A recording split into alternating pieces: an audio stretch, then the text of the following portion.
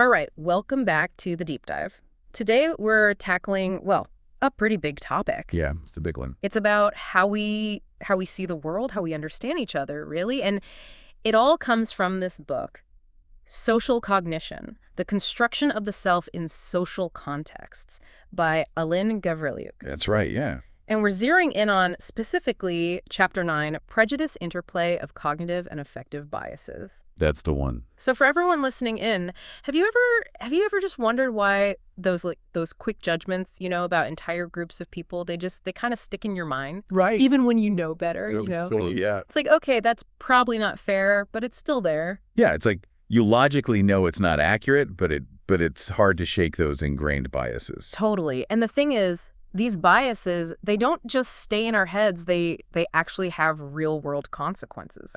So today what we're going to do is we're going to take a deep dive into how our brains work, how we process all that information swirling around us, and how emotions, feelings, they play a huge role in forming these prejudices. Our goal: to give you a clear understanding of where these biases come from, how they work, and hopefully offer some insights without getting bogged down in too much academic jargon. Right, keep it accessible. Yeah, exactly. So first things first, what exactly is prejudice? According to Gavriliuk, what's the working definition we're starting with here? So he defines it as essentially a negative attitude towards people. But the key is, it's based solely on their membership in a particular group. So it's not about individual traits or experiences. It's about this broad categorization. You belong to that group, therefore. I already have an idea about you. Yeah, and it's often negative, right? Right. And it's often based on how we distinguish ourselves from them, like us versus them. Oh, interesting. So it's almost like a defense mechanism, like a way to simplify things and feel like we belong. Absolutely. And Gavriliuk points out that prejudice, it functions as this sort of operational attitude. Mm-hmm. It helps us, or at least we think it helps us, to manage all the information coming at us in our social environment. Oh, I see. So it's like a mental shortcut, but a dangerous one, right? Exactly. From a social cognition standpoint, you can think of these attitudes as structured frameworks, like cognitive schemes, Okay, so mental blueprints almost. Yeah. And we use them to organize, process, remember, even interpret information about the social world. But here's the kicker. Our brains, they're more likely to remember information that confirms our existing prejudices. Oh, so it's like a self-fulfilling prophecy almost. Like we're looking for evidence to support what we already believe and just ignoring anything that doesn't fit. Precisely. It's called confirmation bias. Gotcha. Confirmation bias. Okay, so if I already have this negative stereotype in my head, I'll just keep noticing things that seem to confirm it. You got it. And when we don't have any direct personal experience with someone from a particular group, it leads to something called self-confirmation. So we're subconsciously filtering information to fit those pre-existing stereotypes. And the more we do that, the more real the prejudice feels. It's kind of scary how that works, how those biases become so ingrained. Yeah, absolutely. But the book makes a point of saying it's not just this cold intellectual thing, right? There's emotion wrapped up in it too. Oh, absolutely. Yeah. Prejudice it's heavily charged with affect, Yeah. So it's not just a negative mental picture. It's a whole cocktail of negative emotions. Could be anything from a little bit of unease to anxiety to straight up hostility and contempt. All right. Right. And often these prejudices, they come with negative expectations and beliefs about the group. Even sometimes bordering on conspiracy theories. Right. And all this cognitive and emotional baggage, it can really drive our behavior. So it's not just about how we think about people, it's about how we feel about them and how that influences how we act towards them. Exactly. It's like our gut reaction takes over, and it's often not based on any solid evidence. Makes sense. Okay, so prejudice it's clearly powerful, deeply ingrained, and it's got this emotional component.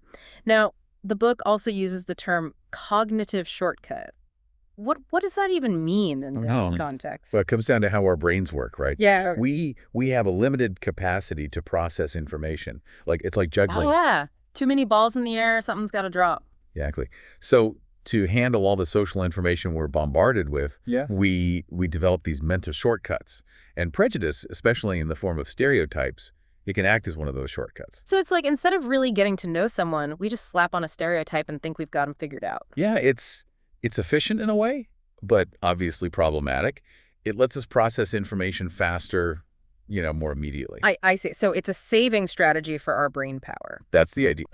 But that efficiency comes at a cost. Huge cost, yeah. The cost of accuracy and fairness. Right. And reinforcing those negative biases. Yes, absolutely. The book mentions an experiment that shows this shortcut in action. Something about forming impressions of people while listening to information about Indonesia. Yeah, that's a really interesting study by McCrae and his colleagues. They had participants doing two things at once. They had to form impressions of these fictional characters based on, like, a list of personality traits. Okay, so trying to picture these people in their heads. Exactly. And at the same time, they're listening to this recording about Indonesia, geography, economy, that sort of thing. Okay, so two totally different tasks. Yeah. Now, here's the thing. For some of the fictional characters, they were also given a label, like artist or doctor. Uh-huh. So labels that activate common stereotypes. Exactly. Okay. While for others, they just got the list of traits, no labels. Okay, so did those labels have an effect? A big one. The people who got the labels, they actually did better on both tasks. They remembered more about the characters and they remembered more about Indonesia. Wow, that's surprising. So by using those stereotypes, their brains actually had more power for the other tasks. That's the idea. And it supports this theory of cognitive laziness. We're always looking for ways to optimize our mental effort. We want the easiest path to understanding, even if it means taking shortcuts. Right. And we do that by using these simplified frameworks, schemata, like self-schemes, social role schemes, all these mental shortcuts to make sense of the world quickly. It's like our brains are running on limited battery and we're trying to conserve energy wherever we can. Exactly. It's like that computer analogy the book uses. Right, the RAM and hard drive analogy. Yeah. So our cognitive resources, that's like our RAM, and then we have this massive hard drive of all our experiences and knowledge. Right. And then stereotypes are like these little programs we can run to process information without overloading the system. Exactly. And what's even more amazing, they did another version of the experiment where they flashed the labels so quickly, participants didn't even consciously see them. Subliminal, Wow, that's sneaky. Yeah, but their performance still improved. So even without us knowing, our brains might be using those stereotypes? Exactly. It's happening on an unconscious level. That's pretty mind-blowing. But as the book points out, while that activation mechanism itself might be neutral, the content of those stereotypes, that's where the real damage is. Right. The mechanism is just about efficiency, but the stereotypes themselves, they're loaded with social meaning and historical baggage. Right. So the more we use them, the more easily activated they become. It's like a well-worn path in the brain. Absolutely. Like the more you walk a path, the easier it becomes to follow. Yeah. And the book mentions a study with British students and priming, subliminal priming. Oh, yeah. Tell me about that. So they flashed words associated with Black Britons really quickly. And what they found is that afterwards, those students evaluated a person they didn't know very well in a more stereotyped way. Mm-hmm. Interesting. Especially if they already had negative views about Black people. Ah, okay. So it's like those negative associations were already there, and the priming just made them even more accessible. Exactly. And similar findings came out of a U.S. study. So it's not just a British thing, it's a human thing. Right. It seems to be a widespread phenomenon. Yeah. And it's not just cognitive, right? No. Prejudice also triggers emotions. Absolutely. How did the book demonstrate that? Well, they talked about these studies using facial electromyography. Okay, that sounds pretty high-tech. It is. Basically, it measures tiny muscle movements in your face. Oh, so it can detect subtle expressions we might not even be aware of. Exactly. And it turns out, even unconscious feelings can show up in those micro-expressions. So you might not realize you're reacting negatively to someone from a certain group, but your face betrays you. Fascinating. So our faces can reveal those implicit biases before we're even aware of them. Yeah, pretty much. That's kind of unsettling. Yeah, it is. But there's another experiment, the Fazio priming experiment, right? Yeah. So in that one, they showed people pictures of white or Black faces really quickly, and then immediately after, they showed them positive or negative words. And all they had to do was say whether the word was positive or negative as fast as they could. Okay, and what happened? Well, for most people, white faces, They primed faster responses to positive words. Oh, interesting. And blackfaces primed faster responses to negative words. So those implicit biases were showing up in their reaction times. Exactly. That's amazing. It's showing those deep-seated associations we have between social categories and emotional evaluations. Right. You know, it's like the implicit association test, the IAT. Oh, yeah, the IAT. Have you ever taken one of those? Yeah, it's fascinating, isn't it? It is. It's designed to measure those automatic associations, the ones that often operate outside of our conscious awareness. Right. So you're basically categorizing names and words, and the test measures how quickly you do it. Right. So, like, if it takes you longer to associate, say, a black-sounding name with a positive word, that suggests an implicit bias. Exactly. Wow, that's powerful stuff. Yeah.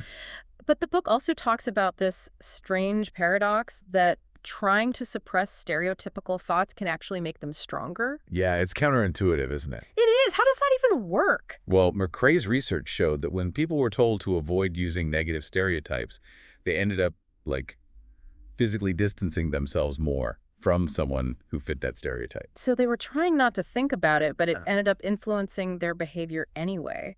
Yeah, and it's connected to this idea of thought suppression. Okay, I'm intrigued. So when we try to suppress a thought, our minds are actually still on the lookout for it, you know? Oh, to make sure we're not thinking it. Exactly.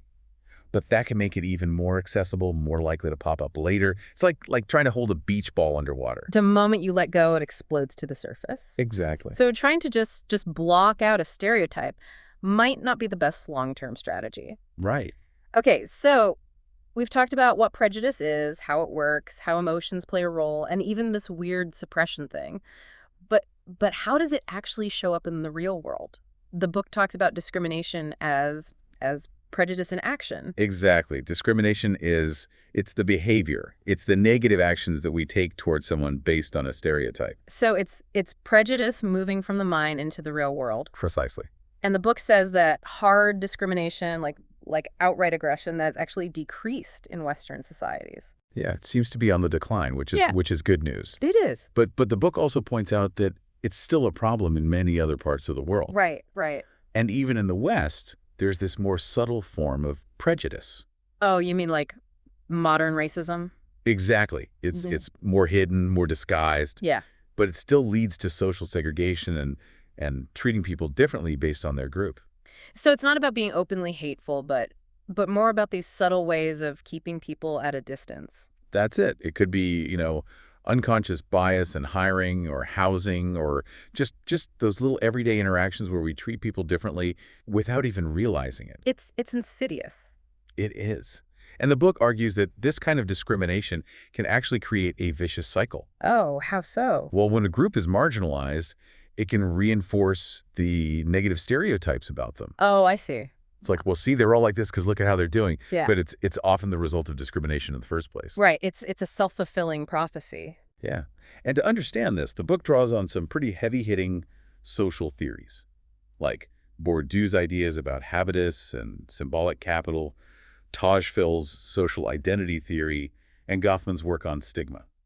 Okay, those are some big names, some complex theories. Can you break it down for us a little? Well, they all point to these underlying social structures, the norms, the values, the power dynamics that create and maintain inequality.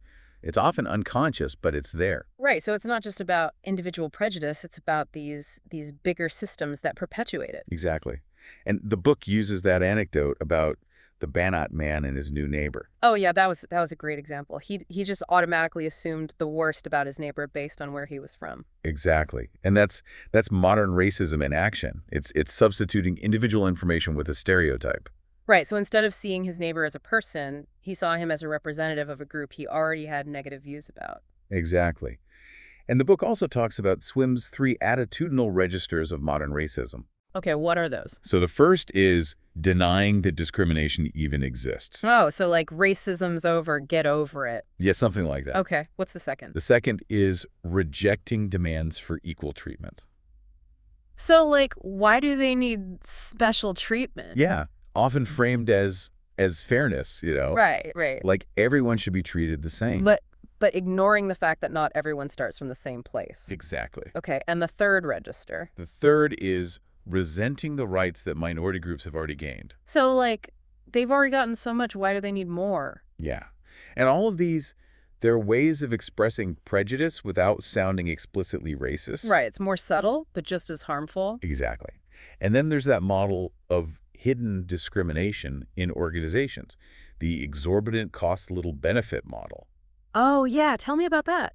So it describes this situation where someone from a minority group, they might get an initial advantage, like a promotion or something. Yeah. But it's not based on their merits. It's because of their group membership. So, like, to fill a quota or something? Yeah, something like that. Okay. And in the short term, it might seem like a good thing. Right.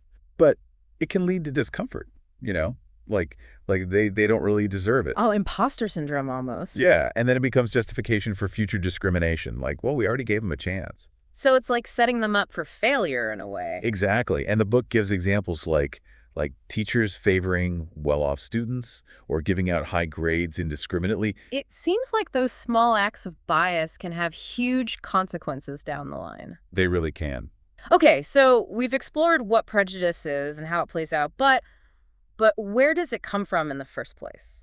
The book talks about two main sources, right? Yeah, so the first one is intergroup conflict. Okay, so conflict between groups. Right. That makes sense. When groups are competing for the same resources, it's easy to see how tension and prejudice can arise. Absolutely. That's the idea behind realistic conflict theory. When there's competition for limited resources, whether it's jobs or land or even social status, it can lead to negative views of the other group. Right. It becomes us versus them. Exactly. And that labeling, that enemy labeling, it actually strengthens in-group identity. So it's like defining who we are by who we're not. Yeah, that's part of it. And the Robbers Cave experiment, it really showed this process in action. Oh, yeah, that classic study. Remind me how that one went. So they had two groups of boys, completely unaware of each other at first. Okay. And they let them form their own separate group identities, names, rules, all that. Okay. And then they introduced competition. Like, there were prizes to be won, and only one group could win. And I'm guessing things got ugly. Oh, yeah. It escalated quickly, from name-calling to vandalism, even physical aggression. But then the researchers introduced superordinate goals. Superordinate goals, what are those? These are goals that both groups needed to work together to achieve, like fixing a broken-down truck that they all needed to use or pooling their money to rent a movie. Ah, so goals that forced them to cooperate. Exactly. And did that work? It did. The intergroup conflict dropped dramatically, and the boys even started forming friendships across group lines. So just being near each other wasn't enough? No. They needed a shared purpose, a common enemy, you could say. Right, something to bring them together. Yeah. But the book also points out that this isn't a one-size-fits-all solution. Oh, okay. Like, there was a study at a UK scout camp where conflict didn't escalate in the same way. Why not? Well, they already had strong norms of cooperation in that environment. Ah, so the context matters. It does. Okay, and what about the study in Lebanon? That one showed that in a situation where there was a long history of conflict, even superordinate goals weren't enough to bridge the divide. So those pre-existing tensions were too strong. Right. Wow, this is complex stuff. It is. And then there's a study from Soviet Russia that showed different outcomes depending on the type of intergroup interaction. Okay, what do you mean? So sports competitions, they tended to create more conflict than, say, agricultural competitions. Agricultural competition? Yeah, like competing to grow the best crops or something. Okay, interesting. So the type of competition matters too. Yeah, it seems like the meaning we attach to the interaction, the social norms surrounding it, all that plays a role. Right. It's not just competition in a vacuum. Exactly. But even in those minimal group studies where people are just randomly assigned to groups, we still see in-group favoritism and out-group bias. Oh, yeah. Even when there's no real history or reason for the groups to dislike each other. It's like it's built into us somehow. Seems like it. Okay, so that's intergroup conflict. What about the second source of prejudice? So the second one is challenging socioeconomic conditions. Okay, so things like poverty and hardship. Exactly. And the book uses Romania after the fall of communism as an example. Oh, right. There's a lot of social unrest, a lot of frustration, and that led to some pretty awful acts of violence. Right. So when people are struggling, they're more likely to lash out, to look for someone to blame. That's the idea. Right. And research has shown that there's a correlation between economic hardship and social conflict. Okay. And the frustration-aggression hypothesis tries to explain why that is. Oh, yeah. Tell me about that. So the basic idea is that when people are frustrated, especially because of things like poverty or unemployment, they're more likely to become aggressive. Okay. Makes sense. And that aggression, it might be directed towards outgroups. So they're not really the cause of the frustration, but they become a target. Exactly. And the book talks about this analysis of lynchings in the U.S. from 1882 to 1930. Oh, wow.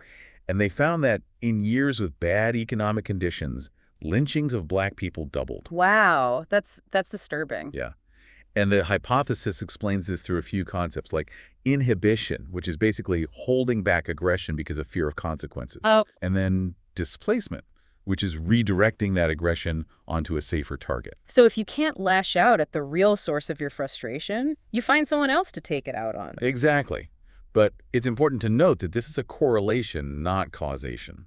Right. So poverty doesn't automatically equal prejudice? Right. There are lots of factors at play, like how you perceive the source of the frustration, cultural norms around aggression, and your individual personality. Right. It's complex. But the takeaway seems to be that to really address prejudice, we need to address those underlying societal issues. Absolutely. Okay, so we've talked about the sources of prejudice, but what can we actually do about it? The book offers some strategies, right? Yeah, several. Okay, what's the first one? So the first one is critical socialization. Critical socialization. Yeah, it's basically a long-term strategy for changing attitudes. Okay. How does it work? The idea is that since prejudice is learned, we can also learn tolerance. So it's about teaching people to think critically about social contexts, to challenge their own biases. So it's not just about telling people what to think, it's about teaching them how to think. Exactly. And it involves things like role-playing, education, even working with parents to change how they raise their kids. Oh, so it starts early. It does. And the book stresses that prejudice harms everyone, not just the targets. It creates social conflict, psychological distress. It's a lose-lose situation. Right. It's corrosive to society as a whole. Exactly. Okay, what's another strategy? So another one is the contact hypothesis. Oh, yeah. The idea that just interacting with people from different groups can reduce prejudice? Right. But it's not just about putting people in the same room. Right. There are certain conditions that need to be met for it to work. Okay, like what? Well, the interaction should be non-competitive. Right. So not a situation where one group is trying to win over the other. Exactly. And the group should have similar status. Okay, so no power imbalances. Okay, what else? Well, there should be opportunities for cooperation, like those superordinate goals we talked about. Right, working together towards a common goal. Yeah. And the contact should be informal, person to person. So not just like a formal meeting or something. Right. And there should be norms that support equality. So a general social climate that values diversity. Exactly. Mm-hmm. And a willingness to critically analyze biases. So to talk about them openly and challenge them. Right. Okay, so contact can work, but it has to be the right kind of contact. Exactly. Okay, what about recategorization? How does that work? So recategorization is about redrawing those in-group, out-group boundaries. Okay. It's about highlighting a shared identity that includes both groups. So like instead of us and them, it's just we. Yeah, something like that. Like Uh-huh. you might be from different regions, but you're both fans of the same sports team. Right. Or you both citizens of the same country. Exactly. So it's about finding common ground. And the book also mentions cognitive interventions. Mm-hmm. What are those about? So they're about encouraging people to think more individually about others. Okay, so instead of relying on those broad stereotypes, you're looking for what makes someone unique. Exactly. And there are techniques for doing that, like focusing on specific details about a person, trying to see things from their perspective. So it's about getting past those automatic judgments and really seeing the individual. That's it. And the book also talks about the importance of considering the context. Right, like in that example with the English test scores. Yeah, the guy got a 550, which was good enough for the scholarship. Right. But then they raised the requirement to 600. Oh, wow. And suddenly that same score wasn't good enough anymore. Right, but it was still the same achievement. Exactly. So it's about understanding that outcomes don't always tell the whole story. Right. There are other factors at play. Right, and we need to take those into account when we're judging people. Okay, and finally, the book talks about disaggregating implicit stereotypes. Yeah, that's about addressing the fact that stereotypes are really sticky. Right, even when we encounter evidence that contradicts them. Exactly. And that's where subtyping comes in. Yeah, so instead of changing our overall stereotype, we create these little subcategories for people who don't fit the mold. Right, so like, okay, most members of this group are like this, but there are also these exceptions. Exactly. And that lets us hold on to the stereotype even when we encounter exceptions. And the contrast effect plays a role too, right? Yeah, that's the idea that our expectations influence how we see things. Oh, right. So if you have a negative stereotype about a group and you meet someone from that group, you're more likely to interpret their behavior in a negative way. Even if it's perfectly normal behavior. Exactly. Wow, this is a lot to take in. It is. But the main takeaway seems to be that prejudice is this complex interplay of how our minds try to simplify the world and how our emotions color our perceptions. That's it. And understanding those mechanisms is crucial if we want to overcome prejudice. Right. So for everyone listening, here's a question to think about. Okay. Given how ingrained these biases are, what concrete steps can you take in your own life to challenge them? That's a good one. To actively fight against those automatic judgments and really see people as individuals? It's something we all need to be working on. Absolutely. Thanks for joining us today on The Deep Dive.